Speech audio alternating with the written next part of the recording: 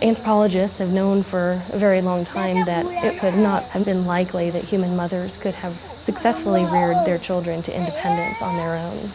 We have multiple dependent children at the same time, and so we don't move one child from infancy into independence before we have another one. One major focus of my research is investigating the cooperative child rearing hypothesis, that throughout our human history we likely had non-maternal allo mothers, non-maternal caregivers. Multiple people could fulfill that role. I work with two groups, the Aka tropical forest foragers. They reside in the Congo Basin rainforest. On average, about 20 individuals interact with children each day. And for the Ngandu, they are a settled farming population. They have about 10 to 12 caregivers per day, but that's still quite a bit more than American children have.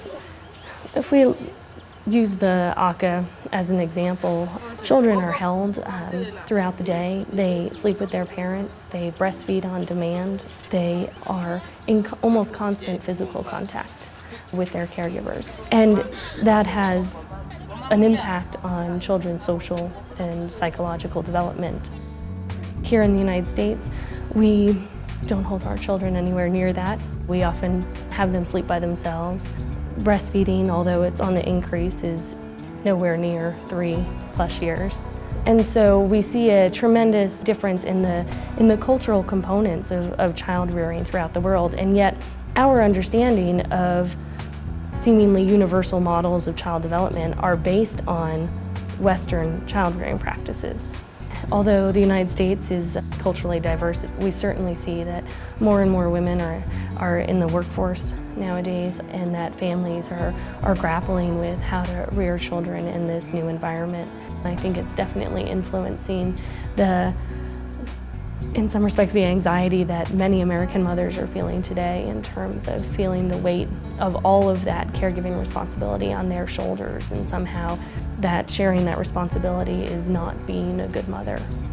In our recent history, we had a time frame where women weren't working, and that time frame has influenced how we think today that mothers should be home and that they should be the sole caregiver for their child. But that is a historical blip. Women have always had to work, whether we're talking about a hunter-gatherer population or farming populations, it doesn't matter. Women have always worked throughout our history. Studies that are investigating the impacts of non-maternal care on child development can certainly offer us a much broader understanding of how children have been reared, what is healthy for children, and also places our current situation in a much broader context. Yeah,